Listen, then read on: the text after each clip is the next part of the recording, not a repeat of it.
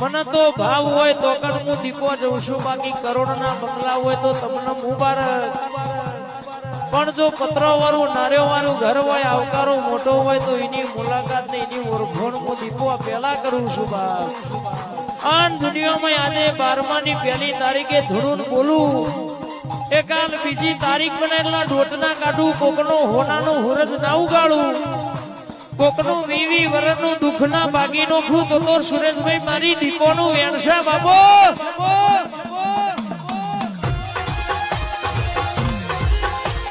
મને તો ભાવ હોય તો કણ હું દીપો જઉં છું, બાકી કરોડના બંગલા હોય તો તમને મુબારક.